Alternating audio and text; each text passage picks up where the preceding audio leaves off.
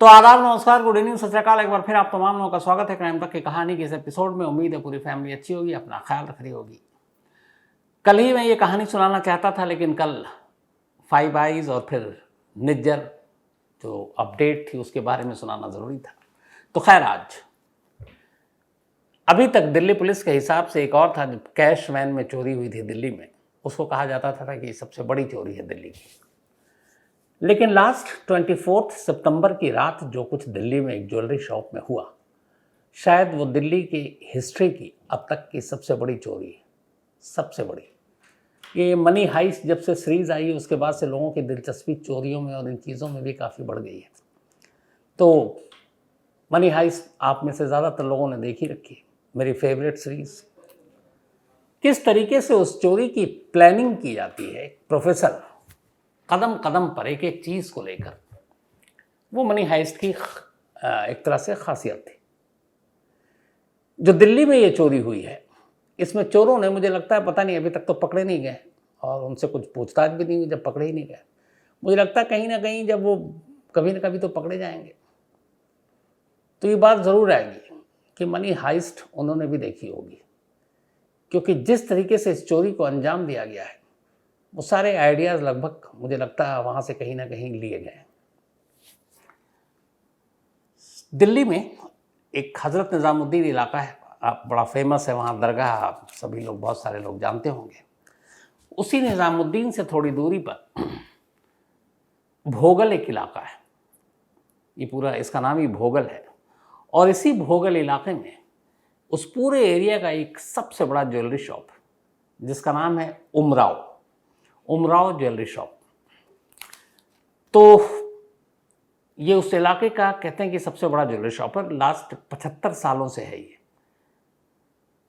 इस jewellery shop में दूर दूर से लोग ख़रीदारी करने के लिए आते थे, क्योंकि इसका एक अपनी विश्वसनीयता थी, अपनी एक पहचान थी। और इसके जो मालिक थे, एक तो खुद उमराव सिंह और दूसरे महावीर प्रसाद जैन, ये दोनों मिलकर ये शोरूम चलाया करते थे। उमराव सिंह ज्वेलर्स इसका नाम, 75 साल से चल रहा था ये। अब फेस्टिव सीज़न आने वाला है, दिवाली है, इसके बाद बहुत सारे धनतेरस, ये सारी चीज़ें। तो जितने भी जौहरी हैं या ज्वेलर शॉप हैं, उन्हें मालूम है इस वक्त सबसे ज़्यादा बिक्री होती है। और इसीलिए ज्वेलरी शॉप में इस वक्त गहनों के अलग अलग जेवर, अलग अलग सोने, हीरे, आपके अनोखे पत्थर, इनकी अच्छी खासी बिक्री होती है, क्योंकि सीज़न आ रहा है। तो ऐसे सीज़न के लिए हर ज्वेलरी शॉप में लोग स्टॉक ला कर रखते हैं, और यही काम उमराव सिंह ज्वेलर्स ने भी किया। उन्होंने बहुत सारे अपने लाकर गहने रखे, क्योंकि अब सीज़न शुरू होने वाला है बिकने का। जो भोगल में जितने शॉप हैं, भोगल मार्केट एसोसिएशन ने एक फैसला कर रखा था बहुत पहले से कि यहाँ पे शॉप संडे को खुली रहेगी, इसलिए कि संडे के लोग छुट्टी होती है तो संडे ज़्यादा खरीदारी करते हैं। दिल्ली में बहुत सारे ऐसे मार्केट हैं जो संडे तो मतलब खुला रहता है, मंडे को बंद होता है। तो ये भी भोगल के इस इलाके में संडे को सारी दुकानें खुली रहती थी और मंडे को सारे शॉप्स बंद। तो संडे यानी कि 24 सितंबर की रात करीब 8 साढ़े 8 बजे तय वक्त पर दुकान बंद हो गई। दुकान बंद करने के बाद तमाम स्टाफ वहाँ से निकल लिए, जो मालिक हैं वो भी निकल लिए। अब अगले दिन मंडे को दुकान खुलनी नहीं, अब सीधे खुलनी है 26 सितंबर यानी कि ट्यूसडे को। दुकान बंद करने का टाइम यही करीब 8:30 हुआ करता था और दुकान खुलने का सुबह 10:30। अब ये जो उमराव ज्वेलर्स है, ये 4 मंजिला बिल्डिंग में है, 4 मंजिला इमारत है, 4 मंजिला ग्राउंड फ्लोर को मिलाकर। ग्राउंड फ्लोर पर शोरूम है, ग्राउंड फ्लोर पर ही पिछले हिस्से में स्ट्रांग रूम है जहां लॉकर में सारे गहने रखे होते हैं। फर्स्ट फ्लोर, सेकंड फ्लोर और थर्ड फ्लोर ये भी कॉमर्शियल यूज़ के लिए इन्हीं उमराव ज्वेलर्स के पास है। पॉलिशिंग, कटिंग, जो भी चीज़ें होती हैं, कई बार आप जो ये जेवरात होते हैं तो किसी को कुछ उसमें और कराना होता है, तो एक ही बिल्डिंग के अंदर सारे काम हो जाया करते थे। तो ग्राउंड पे शोरूम, वहीं लॉकर, फर्स्ट सेकंड थर्ड पे पॉलिशिंग और बाकी काम कारीगर रहा करते थे। तो संडे 8:30 बजे के आसपास दुकान बंद करने के बाद सब चले गए, ताला लग गया। अब ये जो पूरी बिल्डिंग है, इस बिल्डिंग को इस तस्वीर के जरिए भी आपको दिखाऊंगा। इसकी खासियत ये है कि ये दिल्ली में ज़्यादातर इलाकों में ऐसी होती है, एक की दीवारें दूसरे से सटी होती है, बिल्कुल चिपकी। तो इस बिल्डिंग के आगे तो सड़क है, तो खुली है, लेकिन पीछे का जो है वो बाकी और मकान है, कुछ और है, तो सारी दीवारें चिपकी हुई हैं, दाएं भी बाएं भी, एक दूसरे की दीवारों से दीवारें लगी हुई हैं। ऊपर में भी छत थोड़ा किसी का ऊपर थोड़ा नीचे, पैरेलल नहीं है। अब नीचे जो ग्राउंड फ्लोर है, उस ग्राउंड फ्लोर में जहाँ पे शोरूम है, और उस शोरूम के एक हिस्से में पीछे की तरफ जहाँ पे सारी लॉकर्स हैं, वो जो लॉकर जिस कमरे में बनाया गया है, उस कमरे की 3 दीवारें लोहे की हैं और सिर्फ एक सीमेंटेड। तो 3 दीवारें लोहे की और एक सीमेंटेड। दुकान बंद संडे को। ट्यूसडे सुबह 10:30 बजे शोरूम के मालिक आते हैं, तमाम स्टाफ आ गए। कुल 10 स्टाफ शोरूम में काम किया करते थे, तो वक्त पर आ जाते थे। तो जैसे ही दुकान का ताला खुला और शटर उठाया गया, जब शटर उठा तो दुकान के अंदर से धूल का गुबार बाहर आया। ऐसा लगा जैसे कहीं आंधी चलती है तो धूल मिट्टी तेजी से उड़ता है। तो शटर उठाते ही पूरे दुकान से धूल बाहर। अब जैसे धूल तो सारे चौंक गए, इसलिए कि शोरूम साफ सुथरा, ग्राहक आते हैं, सोफा वोफा सब रखा हुआ है, और यहाँ धूल मिट्टी अंदर से आ रही। अब ये कैसे? अच्छा, हुआ ये भी था कि संडे को बारिश दिल्ली में बहुत तेज़ हुई थी, लेकिन अब दुकान बंद, न झरोखा न कुछ, न खिड़कियाँ, ये धूल मिट्टी कहाँ से? अब थोड़ी देर तो धूल मिट्टी सभी ने हटाई। जब धूल मिट्टी थोड़ी हटी, आंखें उन्हें थोड़ा अब साफ देखना शुरू किया, तो ये अंदर घुसते ही जो देखते हैं तो पहले तो पैरों तले ज़मीन खिसक गई। जितने भी शोकेस रखे हुए थे उसमें सारे खाली, कोई जेवर नहीं। अब बदहवास अंदर की तरफ भागते हैं। जब अंदर की तरफ भागते हैं तो देखते हैं कि लॉकर भी खुला हुआ है, जहाँ पे सारे स्ट्रॉन्ग रूम थे। करीब 32 लॉकर थे उसके अंदर। उस 32 के 32 लॉकर खुले थे, लेकिन उस लॉकर को खुलने से पहले उन्होंने जो देखा, जब शोरूम के अंदर दाखिल हुए, कि जो स्ट्रॉन्ग रूम था उसकी जो इकलौती दीवार सीमेंट की थी, मैंने कहा ना कि 3 लोहे की दीवार थी, वो तीनों सलामत, जो इकलौती सीमेंटेड थी, उस सीमेंटेड दीवार में एक सुरंग सिर्फ 1.5 फीट का, उसकी 1.5 फीट चौड़ाई थी, वो एक सुरंग बनी हुई थी। और शायद उसी की वजह से ये सारी धूल मिट्टी शटर खोलते ही, चूँकि ड्रिल किया गया तो सब अंदर ही रह गया था, बाहर निकलने का मौका नहीं मिला। जब शटर खुला तो धूल बाहर। तो 1.5 फीट की वो सुरंग, बस वही एक जरिया चोरों के अंदर आने का। स्ट्रॉन्ग रूम खुला, 32 के 32 लॉकर के दरवाजे खुले हुए हैं, एक तरह से लगता है ऐसे जैसे मुंह चढ़ा रहे हों, और अंदर रखा हुआ सारा माल गायब। बदहवास मालिक अब फौरन पुलिस को फ़ोन करते हैं। थोड़ी देर में पुलिस भी पहुंच जाती है। अब अभी तक सिर्फ मालिक को अंदाज़ा है कि हुआ क्या है, कितने की मतलब चोरी हुई है, कितने का चपत लगा है। सारे शोकेस खाली, सारे लॉकर खाली। कुल मिलाकर करीब उन्होंने अंदाज़ा लगाया कि 30 किलो से ऊपर तो 30 केजी से ऊपर तो गोल्ड थे, इसके अलावा डायमंड, इसके अलावा जम्स, जो अलग अलग कीमती पत्थर, चांदी, सारी। जब उन्होंने हिसाब किताब लगाना शुरू किया, जब पुलिस आई और पूछताछ शुरू हुई, तो लगा कि करीब 25 करोड़, 25 करोड़ रुपए के जवाहरात, सोने और हीरे के, चांदी के, गायब। साथ में शोरूम के अंदर काउंटर में 5 लाख रुपए कैश था, 5 लाख, वो भी खाली। चोरों ने हर चीज़ की तसल्ली से तलाशी ली थी। अब जब पुलिस पहले तो आई, लगा कि चलो छोटी मोटी चोरी है, लेकिन जैसे ही पता चला कि करीब 25 करोड़ रुपए की ये चोरी है, दिल्ली के इतिहास की शायद सबसे बड़ी चोरी, पुलिस वालों के भी हाथ पैर फूल गए। फौरन सीनियर अफसरों को खबर दी गई कि भाई ये तो मामला बहुत बड़ा है। शायद सीधे पुलिस कमिश्नर तक भी खबर गई। अब पुलिस के अलग अलग जो स्पेशलिस्ट होते हैं उनके, उन सारी टीमों को लगाया गया। कहा गया भाई चोर पकड़ो, ये तो सीधे सीधे अब दिल्ली पुलिस के लिए भी एक चैलेंज है। अब तफ्तीश शुरू हुई। जो तफ्तीश शुरू हुई तो सबसे हैरान करने वाली बात ये थी कि जो मैंने आपको शुरू में बताया कि ये जो शोरूम था, ये जो फ्रंट साइड है उसके आगे सड़क है, सड़क के उस पार फिर दूसरे कॉमर्शियल बिल्डिंग है, कई कॉमर्शियल बिल्डिंग के ऊपर के फ्लोर पे लोग रहते भी हैं। इनके बराबर की शोरूम के बराबर में भी बिल्डिंग, इधर भी बिल्डिंग, दीवारें चिपकी हुई, लेकिन आगे कुछ टूटा नहीं है। शोरूम के आगे का ताला एकदम इंटैक्ट, आगे में कहीं कोई होल नहीं, सुराख नहीं, सब कुछ ग्राउंड से लेके 4th फ्लोर तक एकदम एक एक चीज़ अपनी जगह सलामत। तो ये क्लियर हो गया कि चोर आगे से तो आया नहीं। अब पुलिस की टीम छत पर पहुंची। जब छत पर पहुंची तो देखा कि छत पर जो दरवाज़ा है उसका ताला टूटा हुआ है और दरवाज़ा खुला हुआ है। अब ये शोरूम की बनावट ये थी कि जो मैंने आपको बताया, ग्राउंड फ्लोर पे शोरूम है और सारे लॉकर थे, 1st, 2nd, 3rd पे मुलाजिम काम करते थे, और उसके बाद छत थी और छत पे एक दरवाज़ा था, दरवाजे पे ताला लगा होता था और आसपास में दूसरे लोग रहते हैं। तो ये अब क्लियर हो गया कि चोर छत के दरवाजे से, छत का उन्होंने दरवाजे का ताला तोड़ा। ताला तोड़ने के बाद वो छत से सीढ़ियों के रास्ते 4th से 3rd, 3rd से 2nd, 2nd से 1st और फिर ग्राउंड फ्लोर पर आए। जब ग्राउंड फ्लोर पर आए तो शोरूम के अंदर वो दाखिल हो गए सीढ़ी से ही, कोई रास्ते में रुकावट नहीं थी। लेकिन उसके बाद जो स्ट्रांग रूम था, वो स्ट्रांग रूम में अलग से ताला लगे हुए थे। उसकी 3 दीवारें लोहे की और एक सीमेंटेड।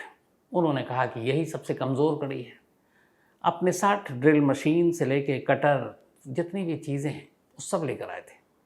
उन्होंने तसल्ली से बैठकर ड्रिलिंग की, दीवार में गड्ढा किया 1.5 फीट, इतना कि एक आदमी दाखिल हो एक एक करके। फिर उसके बाद उन्होंने सारे लॉकर को काटे, कटर वटर लेकर आए थे, गैस लेकर आए थे और सारी चीज़ें समेटी, और उसके बाद उसी सीढ़ी के रास्ते फिर ये छत पर पहुँचे और छत से गायब। ये तो क्लियर हो गया पुलिस से। अब लेकिन सवाल है कि उस सीढ़ी से छत के रास्ते आए तो छत तक कैसे पहुँचे, और उससे ही बड़ा सवाल ये कि इस शोरूम में 6 CCTV कैमरे लगे थे। ये मैंने शुरू में जो कहा, मनी हाइस्ट का कहीं ना कहीं से आइडिया लिया होगा। किसी कैमरे में ये लोग कैद नहीं हुए सिवाय एक में, जिसमें 2 एकदम मास्क लगा के, क्योंकि जब आप कुछ चीज़ें काट रहे हैं तो कहीं ना कहीं से दिख जाते हैं, तो वो भी जो कैमरे में कैद हुए हैं 2, वो किसी काम के नहीं है, क्योंकि हुलिया पहचान में नहीं आ रहा। इन्होंने क्या जब पुलिस की टीम पहुंची तो देखा सबसे पहले इस बिल्डिंग की ही इन्होंने जो इलेक्ट्रिसिटी वायर सिस्टम है पूरा, उसको काट दिया। पूरी बिल्डिंग अंधेरे में लाइट चली गई। उसके बाद इन्होंने जितने CCTV कैमरे थे उसके कनेक्शन काट दिए, बाकी को तोड़ दिए। जो अलार्म सिस्टम लगा हुआ था उन्होंने उसको भी काटा, हर चीज़ को पंगु कर दिया। तो बिजली ख़त्म, इसके अलावा आपके CCTV कैमरे कनेक्शन ख़त्म, अलार्म सिस्टम ख़त्म। अब कोई नहीं, संडे की रात, मंडे दुकान बंद, कोई आने वाला है नहीं, दुकान के मालिक वाले कहीं और रहते हैं। उसके बाद ये छत के रास्ते से कूदे। कम से कम जो चोरी हुई जिस तरीके से 6-7 लोगों से कम होंगे नहीं, और तसल्ली से कम कई घंटे बैठकर इन लोगों ने चोरी को अंजाम दिया। क्योंकि ड्रिल करना, सुरंग बनाना 1.5 फीट का, फिर एक एक लॉकर, 32 लॉकर इन्होंने, लॉकर यूं ही नहीं खुल जाते हैं, उसमें हर एक लॉकर में टाइम लगता है। फिर सबको समेटना। अब अगर 30 किलो गोल्ड ही है, बाकी का आप मान के चलिए रफली 40, 50, 40 या 50 kg, तब उसको आप कैसे लेकर जाओगे, वो भी। तो ये तसल्ली से इन्होंने किया कि संडे की रात, मतलब, और ये शुरू हुआ है 11:30 के बाद, 11:30 के बाद से लेके ये सुबह 4 के दरमियान इन्होंने इस चोरी को अंजाम दिया, दिल्ली की सबसे बड़ी चोरी को। उसके बाद चले गए। अब यहाँ पे ये है कि ये चोर ऊपर छत तक कैसे पहुँचे। तो इस जो उमराव ज्वेलर्स है उसके बराबर में सारी छतें लगी हुई हैं। जो राइट साइड में छत है उमराव की, वो भी 4 मंजिला है। हर फ्लोर पे अलग फैमिली रहती है, तो फैमिली अलग रहती है, तो इसलिए ताला लगा नहीं होता और सीढ़ी खुला है। सीढ़ी हमेशा खुली रहती है, कोई भी आए जाए, कितने अलग अलग लोगों का टाइम होता है। CCTV कैमरा कोई है नहीं। तो पहला शक ये है कि इसी बराबर की बिल्डिंग से लोग छत तक पहुंचे ये चोर। हालांकि उस बिल्डिंग के लोगों को कुछ पता नहीं है, या फिर दूसरी तरफ वो थोड़ी सी ऊंचाई पर है, लेकिन रस्सी फेंक कर भी चढ़ा जा सकता है, तो वहाँ से भी, लेकिन पुख्ता कुछ नहीं है। एक और चीज़ पता चली कि जब ये रात को चोरी हो रही थी, उसी संडे की रात को इस शोरूम के बाहर उस रोड पर एक कार सस्पिशियस हालत में कई राउंड मार रही थी। एसयूवी कार थी, तो डाउट यही है कि ये कार भी उन चोरों की ग्रुप का एक हिस्सा था। आखिर इतना सारा माल 40-50 किलो कैसे लेकर, पैदल तो जाएंगे नहीं। तो शायद वो नीचे एक तरह से नज़र भी रख रहा था आसपास के माहौल पर और उनका इंतज़ार भी कर रहा था। तो वो आया, लेकिन उस कार के बारे में भी कोई जानकारी नहीं मिली। तो फिलहाल पुलिस ने ये किया है कि ये जो शोरूम है, इसके आसपास जितने भी छत लगते हैं, उन तमाम छत और उस बिल्डिंग में रहने वाले लोगों की फिंगरप्रिंट्स लिया। फिंगरप्रिंट्स के अलावा वहाँ पे धूल मट्टी या कुछ ऐसे फॉरेंसिक की टीमों ने जाकर सर्च किया है और जितने भी सभी के बयान लिए गए। तो करीब करीब आप मान के चलिए कि आसपास के बिल्डिंग में रहने वाले 40-50 से ज़्यादा लोगों के फिंगरप्रिंट्स ले लिए गए कि अगर इनमें से कोई शामिल होगा तो पता चल जाएगा। लेकिन अभी तक, यानी कि ट्यूसडे की बात थी, आज वेडनेसडे हो गया, 24 घंटे से ज़्यादा खुलासा हुए हुए, बल्कि 48 घंटे होने वाले हैं, चोरों का कुछ पता नहीं चला। पुलिस की एक साथ कई टीमें लगी हुई हैं। एक टीम जो सिर्फ और सिर्फ मोबाइल पे लगी हुई है, एक टीम फॉरेंसिक जांच पर लगी हुई है, एक टीम ऐसे गैंगस्टर पे लगी हुई है जिन्होंने इससे पहले दिल्ली में बड़ी चोरी को अंजाम दिया। इससे पहले जो कैश वैन लूटा गया था 20-22 करोड़ का, उसके गैंग में कौन कौन लोग थे, उनके साथ भी पुलिस की टीम लगी हुई, उनसे कुछ सुराग मिले।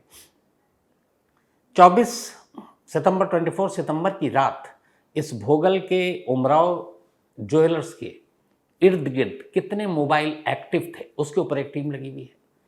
अगर कोई मोबाइल एक्टिव था, लेकिन उसमें यह भी डाउट है आजकल, अगर मनी हाइस्ट से ही सारे आइडियाज़ लिए हैं तो चोरों को पता है कि बिना मोबाइल के ही जाओ, अगर मोबाइल जाओगे लेकर तो पैसे ही पकड़े जाओगे।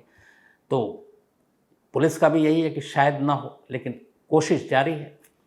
तो हर तरफ से कोशिश जारी है, तफ्तीश जारी है, लेकिन अभी तक दिल्ली की सबसे बड़ी चोरी के चोर पकड़े नहीं गए।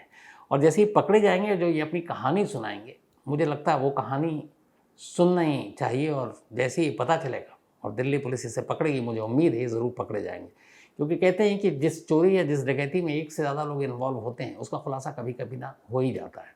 और जो अकेले सिंगल हैंडली करता है, चूँकि वो खुद ही राजदार होता है, तो बड़ा मुश्किल होता है उस तक पहुँचना। लेकिन जब एक से ज़्यादा हो तो कोई ना कोई गलती ज़रूर करेगा, और जैसी गलती करेगा और वो पकड़ा जाएगा। तो इसी उम्मीद के साथ ये कि चोर जल्दी पकड़े जाए।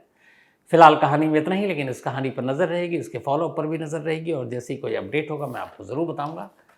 तो आज कहानी में इतना ही, लेकिन कहानी ख़त्म करूं उससे पहले वही अपना सिलसिला। आज मनोज शर्मा, इनका जन्मदिन है, तो हैप्पी बर्थडे मनोज जी। और ये उमा शर्मा जी के पति।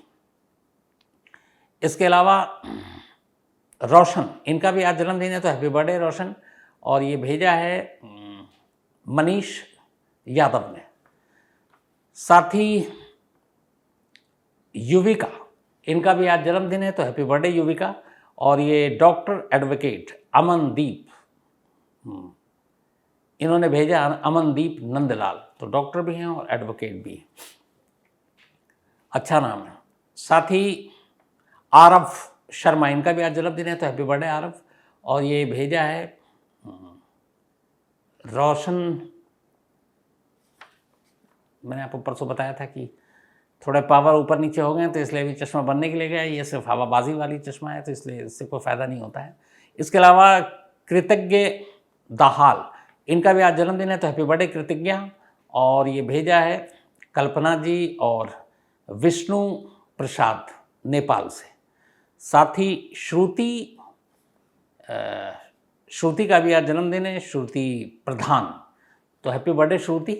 और ये भेजा है प्रियंका जी, और एक और हैं कोई, लेकिन कोई बात नहीं, चलेगा, क्योंकि नज़दीक में पढ़ने में प्रॉब्लम हो रही है और चश्मा ठीक है नहीं। कोई बात नहीं, कल मिल जाएगा ये चश्मा, तो कल से कोई दिक्कत नहीं होगी। तो आज कहानी में इतना ही। अब आपसे मुलाकात होगी कल रात 9 बजे किसी नई कहानी के साथ। तब तक अपना ख्याल रखिएगा। Thank you very much.